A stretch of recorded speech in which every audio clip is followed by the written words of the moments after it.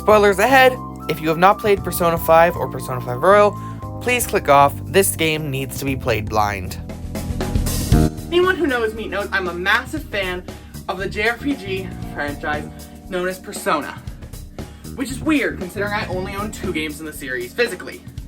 Persona 5 and Persona 5 Strikers. Yeah, I don't even own my favorite game of all time physically. But there's a reason these are the 2 entries I own physically. Now, Strikers this video isn't about. I hope I didn't break that. Persona 5 and its enhanced version, Royal, is phenomenal. So, let's talk about it.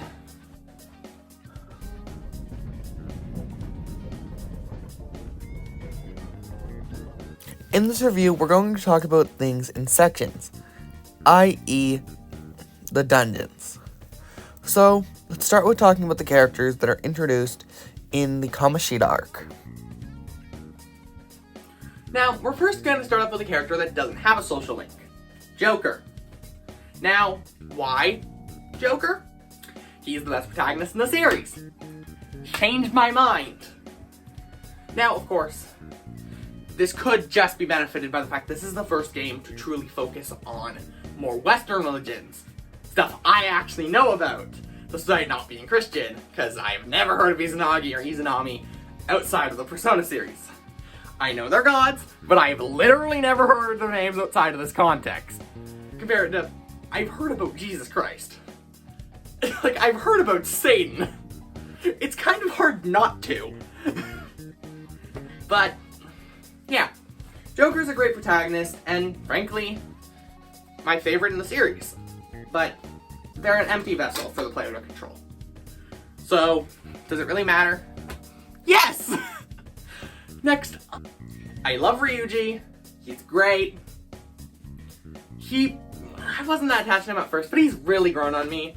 He's the type of person who will just say whatever the hell's on his mind, and has the best social link ability in the game. Instant kill makes Mementos bearable. I have nothing more to say. But, of course, then there's On. Another great character. In my opinion, probably the weakest female Phantom Thief. But also, literally almost all the Phantom Thieves are amazing. And my favorite character in this entire series is a female Phantom Thief. And a few of my other favorites are also female Phantom Thieves. So really, On's at like the bottom of the barrel of like a 5-star restaurant's barrel of wine. So really, it's still pretty high. Next up, Morgana. We're gonna start with the story social links. Morgana is an annoying cat. As you can see here, there is nothing to like about him, and he is an immediately worse party member than Makoto, who you get 2 dungeons after him. You get Makoto in the 3rd dungeon. Now, is Morgana actually that bad? Yes.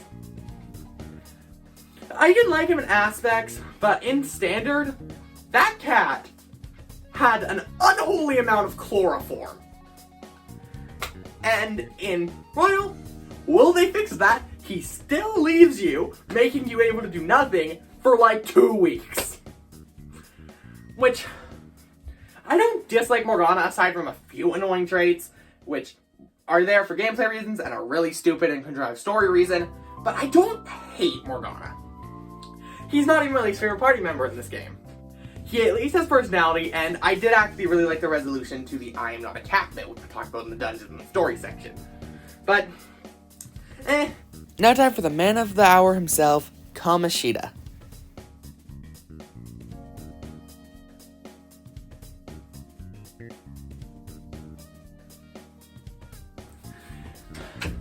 the dungeons! Yeah, I'm wearing a Joker costume. What did you expect of me? Kind of debated putting the other Joker costume on, not gonna lie. But, let's go through them and run them down super quick. Kamoshida's Palace, the Castle of Lust, is an amazing start to this game.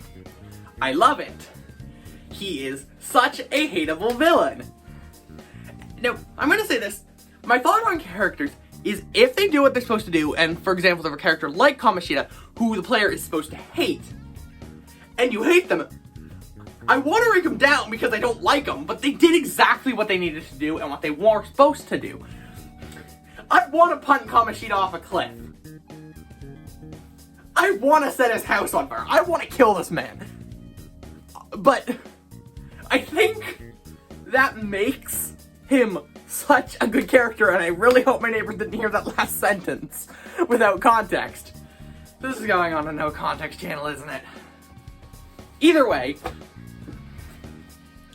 he's an incredible villain, and the entire palace is great. It introduces the game amazingly, despite being nearly 10 hours of tutorials. I love every single minute of it, because he is an unlikable, hateable piece of crap that needs to burn in a pit of hell. And ironically, that makes him one of the best villains this game has to offer. Because he is awful.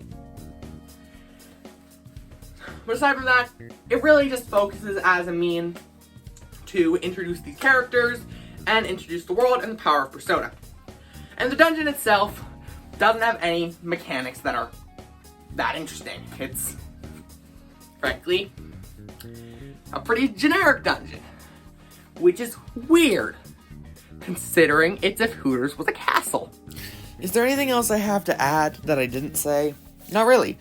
Well, the dungeon is slow because, in reality, it is nearly 10 hours of tutorial. It has such a riveting story that I wasn't bored throughout any of it, because it was always interesting and you wanted to see how this ends and murder this man. Mostly kill this guy. I honestly am surprised on held restraint. But let's move on to the next dungeon and next story beat. Next up, the Madarame Palace. This is where the game started to lose me, however, quickly got me back in the next dungeon. Fox, my actual least favorite Phantom Thief. Do I dislike him? No, but I can't remember his name. I don't know. He's never that interesting. He kind of felt just like another character. He really only got to shine during the Madarame arc.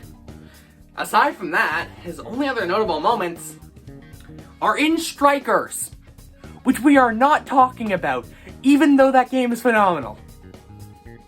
So hopefully these background musicians are great. But, alright, Museum of Vanity. What is so special about it? Not really anything. It's, in my opinion, one of the worst dungeons in this game.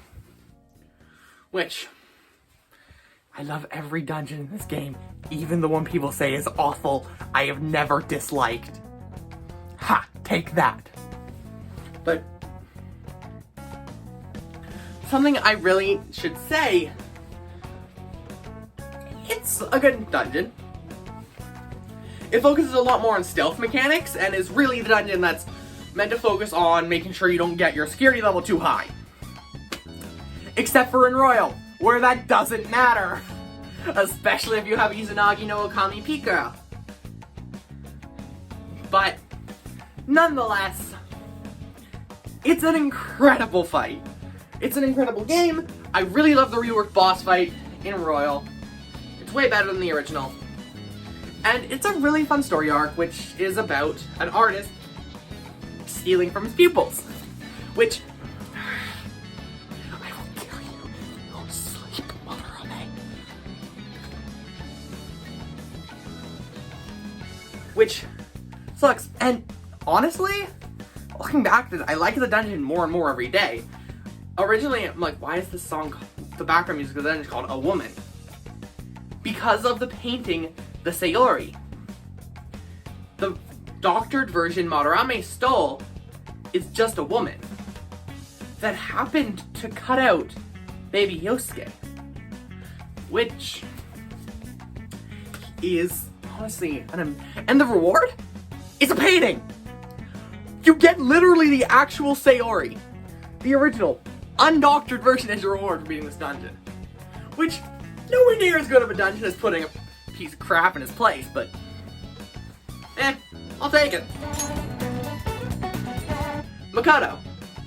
I like Makoto. She's my friend's favorite of the group. Personally, not a bad character. I like her. She is a really fun party member to use, since she's very offensive focused and sport. Basically, she's a jack of all trades. Master of most. Unlike Joker, who is literally a jack of all trades, master of whatever the hell you need him to be.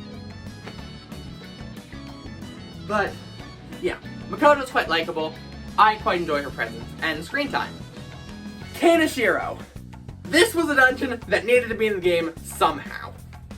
It's a bank. You're thieves. But one, its soundtrack is boppin'. Like,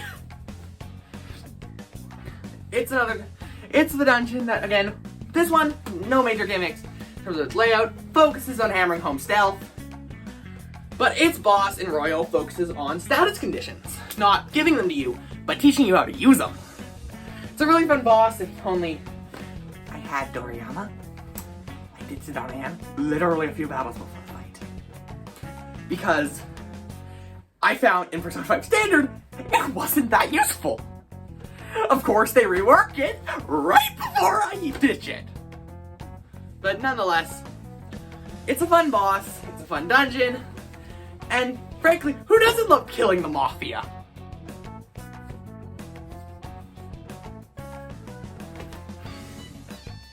Next up, Futaba's Palace, which, let me tell you a thing about me. I like Futaba. I have a giant figure of Futaba. Well, it's like 1/8 scale, but still. I like Futaba. It's an amazing dungeon, and it's the dungeon that originally introduced cognitions. Cognitions were introduced in Competition Dungeon in Royal. But nonetheless, it is the dungeon that introduced cognitions. So, and frankly, Futaba is best girl. So, any dungeon that focuses on her is great. So, I lost the actual footage talking about Futaba's character, but I'm just gonna re-say it here. I adore Futaba. She's one of the best party members in the game. She's great. Like, genuinely, she's, like, up there, top fictional characters of all time for me. I adore her. She's freaking adorable. She's really sweet. Like, genuinely, she's my favorite character, and I think it's fitting that she's, I think, the only palace ruler you don't directly fight. And frankly, her awakening will not even be close to my favorite awakening in Persona 5 and Strikers. I still really enjoy it. Haru, a character that is really mixed in this game and Royal. However, went from being one of my least favorite Phantom Thieves in Standard to one of my top 4 in Strikers. Again, we're not talking about Strikers, but I mention it because the only reason Haru I don't think is as high is they didn't change anything about her in Strikers, in all honesty. They just gave her some more screen time. But Haru joins in what is one of the last dungeons in the game. If you get the bad ending, it is literally the penultimate dungeon. And if it's the normal ending, it's the 3rd to last dungeon. And if you play Royal, it's the 4th to last dungeon. Point stands, at most you have 75% of the game left after Haru joins. And she gets to do nothing. Morgana steals her arc. She doesn't get to do anything in any future palaces. They are so integral to a different character that she can't really do anything. The Nijima Palace is obviously very integral to the bonds between Sai and Makoto. And the Chiikaboom Palace is, 1, an important plot moment, and 2, a really important moment for Joker's character arc. So, of course, Haru doesn't get to do anything, because the one time she gets to have a story arc in this game, Morgana shows up. And it's just like, no, this is my story arc now. Why couldn't you have done this during like the Kaneshiro arc? It wasn't that much focus on Makoto. Nonetheless, Haru is great, and she just doesn't get enough screen time. And that ends the Phantom Thieves. The spaceport of greed. Or was it gluttony? Nonetheless, this is the palace most people consider the worst in the game. The airlock maze puzzle was not that bad. Seriously, it's not that bad, but frankly, it doesn't really matter. It is still one of the weakest dungeons in the game, and that's mostly because it's so repetitive, which ironically is a good thing. What you end up doing is kill this robot, find the manager, kill that robot, find its manager, rinse and repeat for like 6 times. He's forcing his employees to do the same thing. Do the same mindless tasks for hours on end every day. I think that's actually really good theming. They're making the player do something that they will hate. And this is one of the only dungeons that they didn't substantially change for the better in Royal, despite them reworking basically every dungeon to be better. Which I think should say, this was the design. The boss still sucks though. It's a slog of like 15 waves and the enemies die in 2 turns. And it's not fun. The Casino of Jealousy. Ignoring the weird fact they're only blocked from entering the casino like halfway through despite you being a group of teenagers, but I don't know. It's weird. It's still fun. I still like every moment of it. My nose is itchy.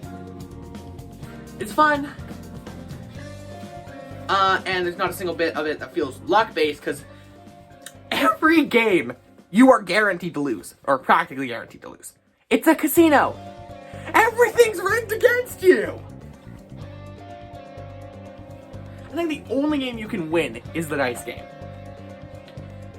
And, oh great, it promotes gambling.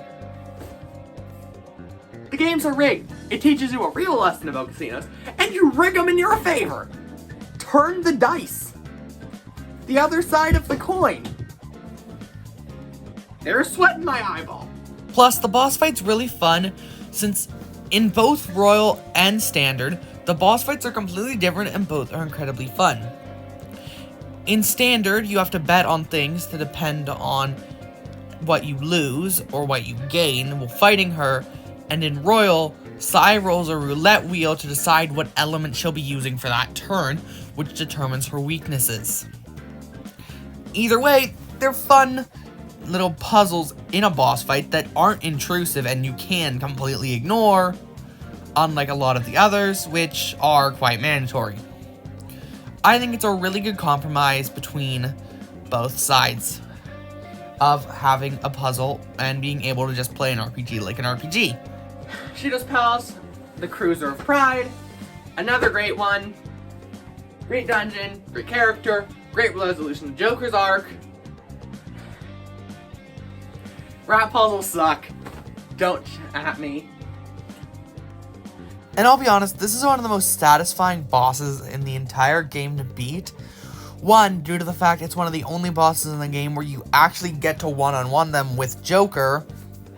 And 2, you seriously underestimate how much I wanted to beat this guy up. Because he got Joker falsely accused, which, yes, leads to the best game ever happening, and ironically, Joker's life being better.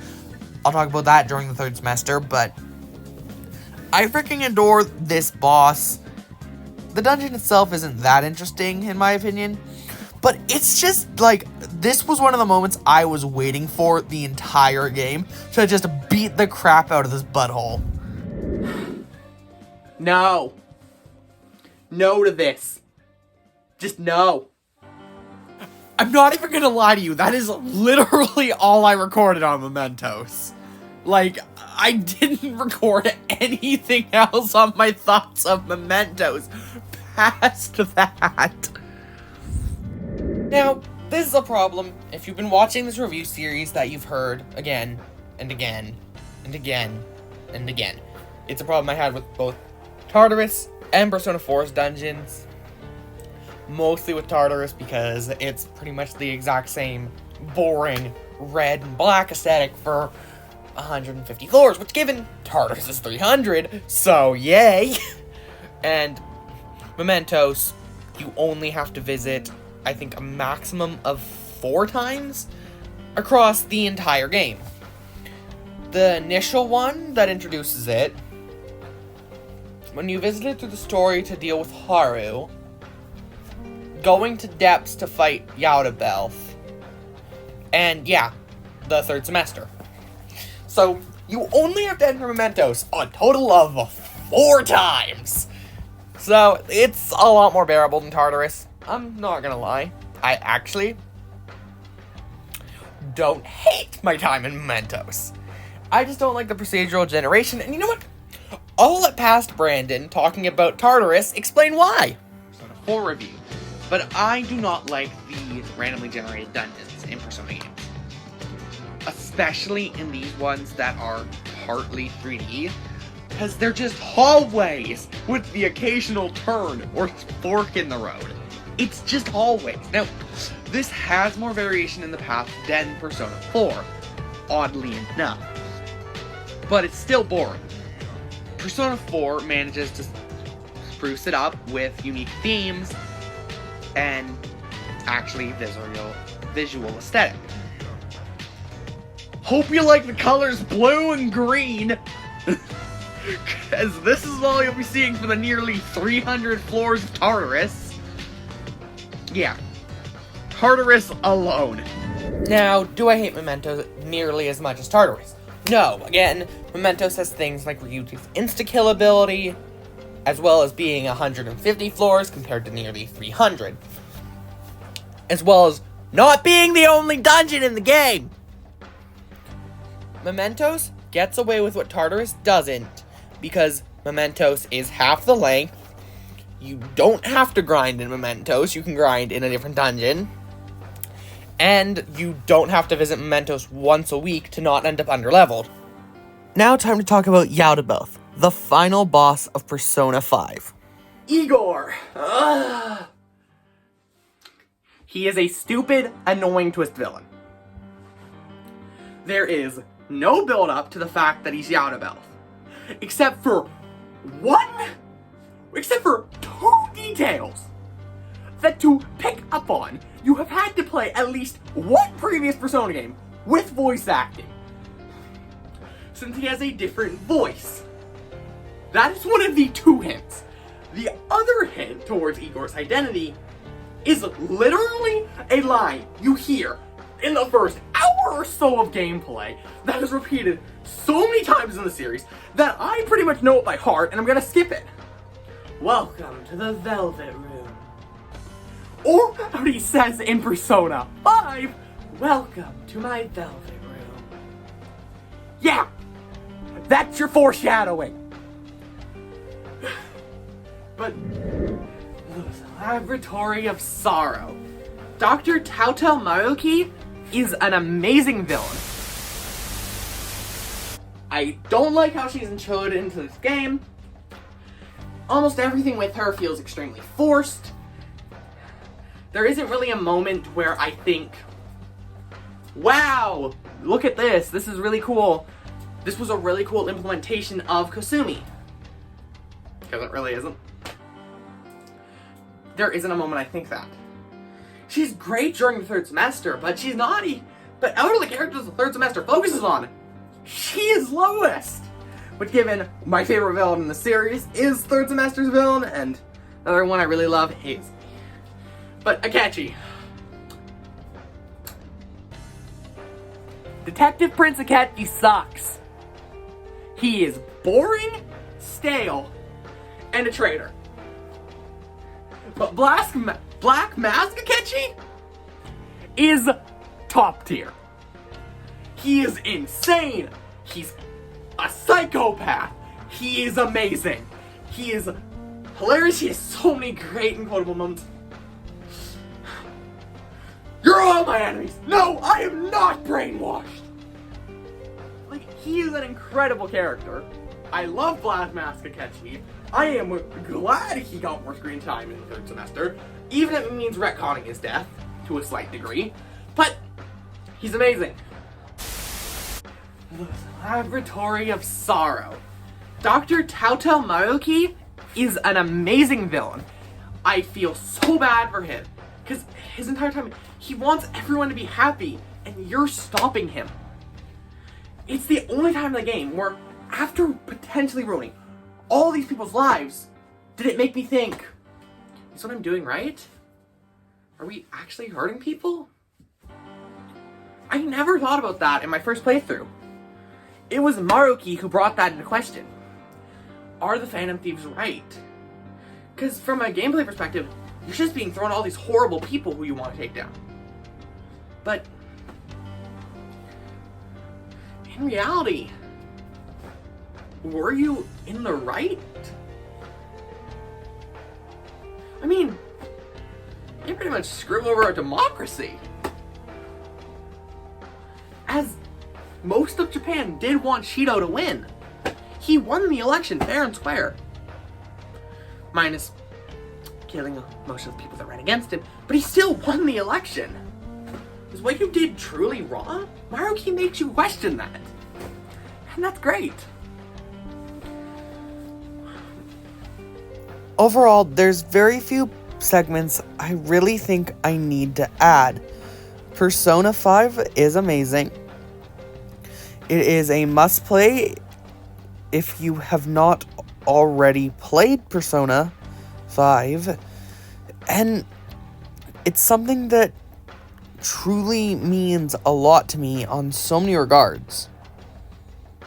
And despite all the trials and tribulations that have come out while playing this game, I still adore it. It was the second game I'd ever played by Atlus, who are now one of my favorite developers. Which I think should really show how strong Atlus is. I fully intend to continue making videos on this game, even though there is not much to talk about that I haven't. But I'm going to talk about every nook and cranny in this game, good and bad. And you may be thinking, wow, this review really was only positive. That's because I don't have that much bad to say about Persona 5. I'm just going to be blunt. The game has so much I love and so much I wanted to see. It's hard to not love every piece of it. At least, that's how I see it. I really love this game. And I think the fact I have like 20 minutes of green screen recordings should really show this.